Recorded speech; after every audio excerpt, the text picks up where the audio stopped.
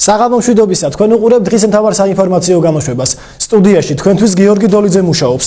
გუბერნატორმა პირველი მოადგილე დაასახელა. აქვს ის გამოცდილება, რომელიც მე ჩავთვალე ამ შემთხვევაში საკმარისაა და საინტერესოა. დღეს 2014 წლის ბიუჯეტის კანონპროექტი განიხილეს. სოციალურ და მეტი ადამიანი მიიღებს უფრო მეტ დამატებით მიიღებს პაკეტს სოციალური მომსახურების კუთხით და ესაც ჩვენთვის მნიშვნელოვანია. საახალწლოდ ბაღის აღსაზრდელებს საჩუქრები დაურიგდებათ. თვალისწინებულია საახალწლო საჩუქარი 1900 აღსაზრდელზე, უკვე დღეიდანვე დარიგდება ინდივიდუალურად ყველა საბავშვო ბაღში. დღეს გურიის გუბერნატორმა გიორგი ჩხაიძემ საგანგებოდ მოწვეულ ბრიფინგზე პირველი მოადგილის ვინაობა საჯაროდ გაახმიანა. მერაბ ჭანუყვაძე ამიერიდან გიორგი ჩხაიძესთან ერთად მხარის მართვას განახორციელებს. მერაბ ჭანუყვაძემ პოლიტიკაში როგორც ახალმა გუბერნატორმა ბიზნესიდან გადმოინაცვლა. ჭანუყვაძე 1982 წელსაა დაბადებული და დაუოჯახებელია. აქვს ნამუშევარი კერძო ბიზნესში ძალიან მაღალ თანამდებობებზე და აქედან გამომდინარე აქვს ის გამოცდილება, რომელიც მე ჩავთვალე ამ შემთხვევაში საკმარისაა და საინტერესოა.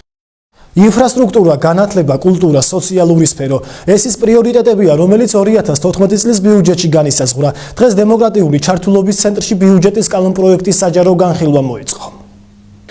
ოზურგეთის მთავარი საფინანსო დოკუმენტი სანამ დასრულებულ სახეს მიიღებს, სხვადასხვა ეტაპები აქვს გასავლელი. ერთ-ერთი აქტიობა პროექტის საჯარო განხილვაა, რომელსაც საზოგადოების წევრები ესწრებიან. ინფრასტრუქტურა, განათლება, კულტურა, რელიგია, სპორტი, ჯანდაცვა და სოციალური სფერო. ეს ის პრიორიტეტებია, რომელმაც 2014 წლის ბიუჯეტი შეადგინა. არასამთავრობო სექტორი ბიუჯეტის საჯარო განხილვას მიესალმება, თუმცა უფლებამოსილების განაწილების კუთხით აქვს შენიშვნები. პრიორიტეტების დოკუმენტთან მიმართებაში კითხვები, რაც ეხება მაგალითად განათლებისა და სოციალური პროგრამების პრიორიტეტებად ქცევას, იმიტომ რომ ეს არ არის ჩვენი აზრით თავად თვითმმართველი ერთეულის ექსკლუზიური და საკუთარი უფლებამოსილებების რანგი და ვფიქრობ, რომ ცოტა სხვა მიმართულებით უნდა განხორციელებულიყო მიმართებით ბიუჯეტის ინტერესი, მაგრამ ამავდროულად აქ კიდე ახალი ინიციატივები და სიახლეები ბიუჯეტს, რადგან ჩვენ მივესალმებით. არის მუხლები, რომელიც კიდევ უფრო მეტ კონკრეტიკას მოითხოვს და ძალიან კარგი იქნება უკვე პროგრამულად თუ იქნება ეს დადებული წლის დასაწყისში.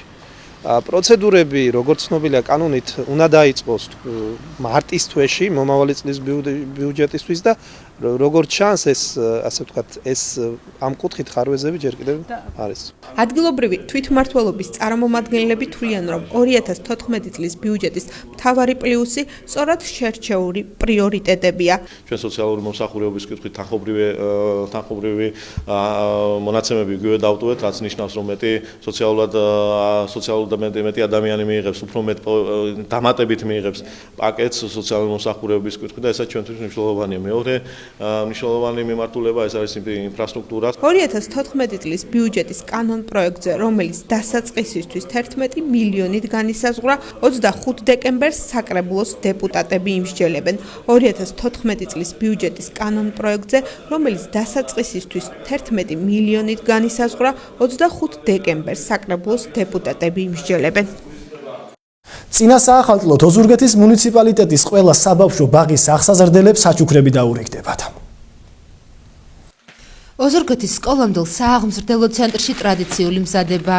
თანამშრომლები პატარებისთვის ტკბილეულს ანაწილებენ. საახალწლო ტკბილეული ყველა საბავშვო ბაღში მომზადდება. ჩვენ ჩამოგვივიდა საახალწლო საჩუქრები, გათვალისწინებულია საახალწლო საჩუქარი 1900 აღსაზრდელზე, უკვე დღეიდანვე დარიგდება ინდივიდუალურად ყველა საბავშვო ბაღში, ხვალიდან დაურიგდებათ ბავშვებს საახალწლო საჩუქრები და ვთხოვდით მშობლებს, რომ მიიყვანონ საბავშვო ბაღში ბავშვები, რომ ყველას მოუწევს და მიიღოს საახალწლო საჩუქრები. ბარამბოს შოკოლადებს ბავშვები საახალწლო ზეიმებზე მიიღებენ. ახლა ჩვენს ეთერში ამინდის პროგნოზის დროა. ხვალისთვის სინოპტიკოსები გურიის რეგიონში მზიან ნამინც ვარაუდობენ. ოზურგეთში ღამით 3 გრადუსი, დღისით კი 13 გრადუსი დაფიქსირდება.